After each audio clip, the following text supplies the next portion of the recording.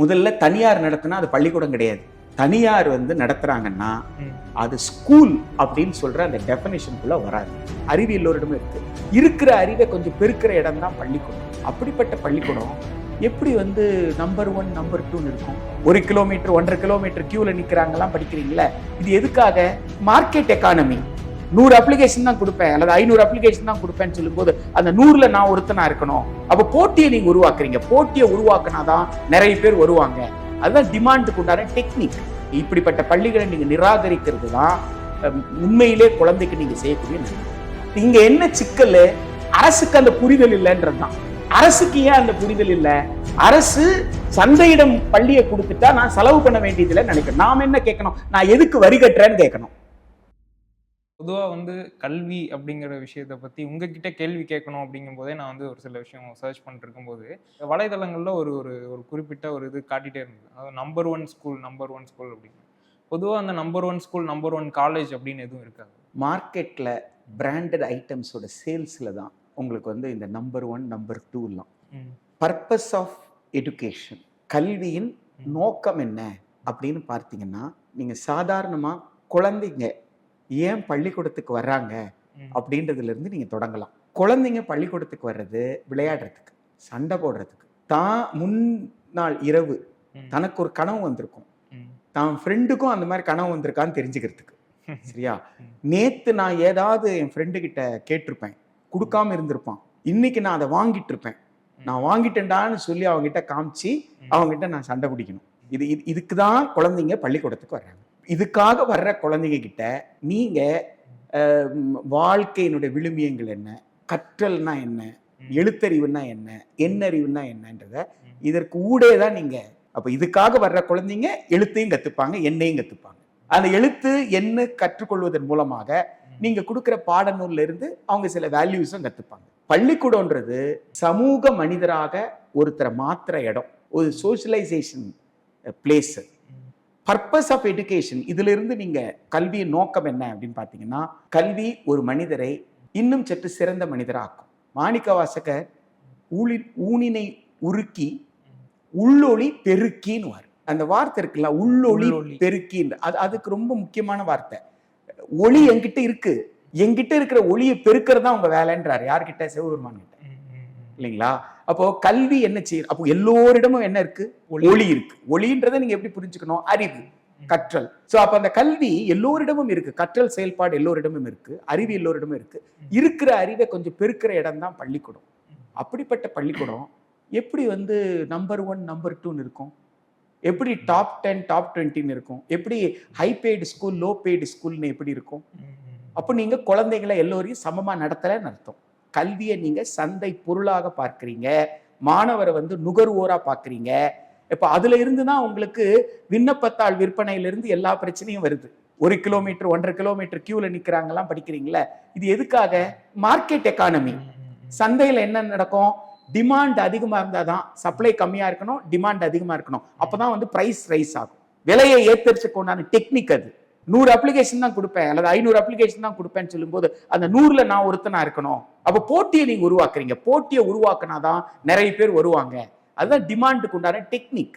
இது unethical practice.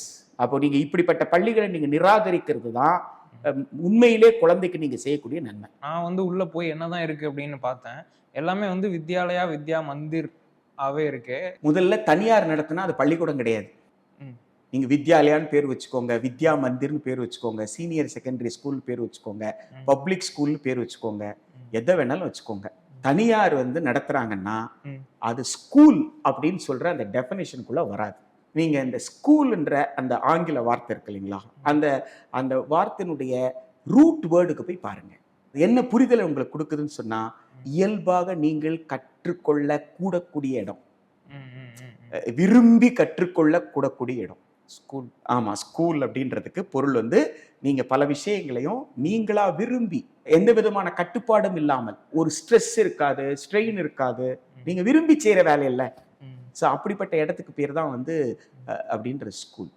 அப்போ அந்த இலக்கணத்தின்படி இன்றைக்கு தேதி வரை நீங்க 1000 குறைகள் சொன்னா கூட அரசு நடத்தும் பள்ளி மட்டும்தான் அந்த இலக்கணத்துக்குள்ள வரும். எனவே தனியார் நடத்துவதை நீங்கள் பள்ளி என்று சொல்லக்கூடாது.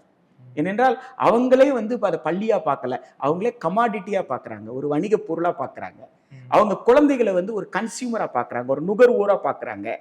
அப்போ என்னிடம் வரக்கூடிய இந்த பண்டத்தின் விலை இவ்வளவு, இந்த விலையை கொடுக்க வாய்ப்பிருப்பவர்கள் என்னிடம் சேருங்கள்னு சொல்றாங்க. அது எப்படிங்க ஒரு பள்ளிக்கூடம் நீங்க சொல்றீங்க? அது வித்யா மந்திர் தான் நீங்க சொல்ல முடியும், வித்யாலயான்னு தான் சொல்ல முடியும், இப்படிதான் நீங்க சொல்ல முடியும். இங்க என்ன சிக்கல்? அரசுக்கு அந்த புரிதல் இல்லைன்றதுதான். அரசுக்கு ஏன் அந்த புரிதல் இல்லை? ரேஷன் கடையில அரிசி கொடுக்கலன்னா அடுத்த நாள் என்ன செய்யறீங்க? நாளை கொடுப்பாங்கன்னு வீட்டுல இருக்கிறீங்களா?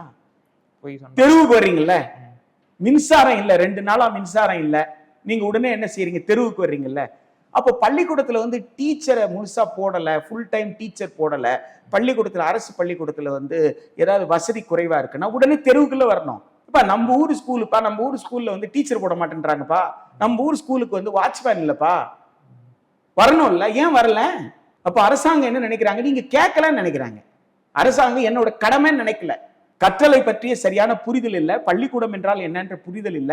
இந்த புரிதலை கொடுக்க வேண்டியது ஒரு நல்வாழ்வு அரசினுடைய வேலை, இது ஜனநாயக அரசினுடைய கடமை என்று அரசு உணரல.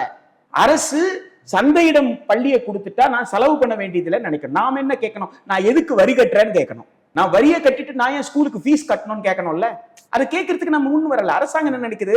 வரி கொடுத்தா அந்த வரியில வந்து போலீஸ்க்கு சம்பளம் கொடுக்கறதுக்கு, தலைமைச் செயலகத்தை காப்பாற்றுவதற்கான போலீஸை நிறுத்துறதுக்கு, அமைச்சர் பெருமக்கள், ஆளுநர் இவங்க எல்லாம் போனாங்கன்னா அவங்களுக்கு செக்யூரிட்டி கொடுக்கறதுக்கான போலீஸை நிறுத்துறதுக்கு, ராணுவத்தை, இதுக்குதான் நீங்க வரி கொடுக்குறீங்கன்னு நினைச்சிட்டு இருக்காங்க. நான் வரி கொடுக்கறதுக்கு என் பிள்ளைக்கு ஸ்கூலுக்கு ஃபீஸ் கட்டுறதுக்கு, நான் வரி கொடுக்கறது என் குழந்தையினுடைய மேல் படிப்புக்கு நீ கட்ட வேண்டிய பல்கலைக்கழகத்துக்கு, நான் வரி கொடுக்கறதுக்கு எனக்கு ரோடு போடுறதுக்கு, நான் வரி கொடுக்கறதுக்கு எனக்கு குடிநீர் நீ வந்து விநியோகிப்பதற்கு. அப்போ என்னுடைய அடிப்படை தேவைகளை நானே உருவாக்கி கொள்ள முடியாது என்பதனால்தான் நான் ஒரு அரசை நிறுவி அரசு அந்த வேலை செய்யட்டும் அரசுக்கு நான் வரி கொடுக்கிறேன். கண்ணியமிக்க குழந்தை பருவத்தை தன் குழந்தைக்கு கொடுக்கணும்னு நினைக்கிற அப்பா அம்மா கொண்டு போய் அரசு பள்ளியில சேர்க்கிறாங்க. இன்னைக்கு தேதி வரைக்கும் பணக்காரர்கள் சேர்க்கிறாங்க அரசு பள்ளியில. அப்பா மத்திய அரசாங்கத்தினுடைய சயின்டிபிக் ஆபீசரா இருக்கிறார். ஆனா அவங்க பிள்ளைய கொண்டு போயிட்டு சென்னை மாநகராட்சி பள்ளியில படிக்க வச்சிருக்காங்க. அரசு பள்ளியில என் குழந்தை வந்து தாய்மொழி தமிழ், எனவே தமிழ் மொழி வந்து அரசு பள்ளினா மாநில அரசு பள்ளி தான் கிடைக்கும். என் வீட்டுக்கு பக்கத்துல இருக்கிறது மாநகராட்சி பள்ளி. இந்த பள்ளியில் படிப்பதுதான் என் குழந்தைக்கு நான் கண்ணியமிக்க குழந்தை பருவத்தை கொடுக்க முடியும் அப்படின்னு அவருக்கு தெரியுது. அப்போ ஏழைகள் போய் படிக்கிற இடம் கிடையாது கவர்மெண்ட் பள்ளி. கவர்மெண்ட் பள்ளின்றது என்னுடைய உரிமை என்று எல்லா மாணவரும் சமமாக, மதிய உணவு என்றால் எல்லோருக்கும் சமம், சீருடை என்றால் எல்லோருக்கும் சமம், யாரிடமும் கட்டணம் கேட்க மாட்டாங்க. ஒருத்தர் கட்டினார் ஒருத்தர் கட்டலைன்ற பிரச்சனையே வராது. அப்போ என் குழந்தைக்கு என்ன வராது? உயர்வு மனப்பான்மை, தாழ்வு மனப்பான்மை ரெண்டுமே வராது. அப்போ ஒரு குழந்தைக்கு புரியாத வயதுல நான் எந்த விதமான ஒரு மனப்பான்மையை உருவாக்கிடக் கூடாது.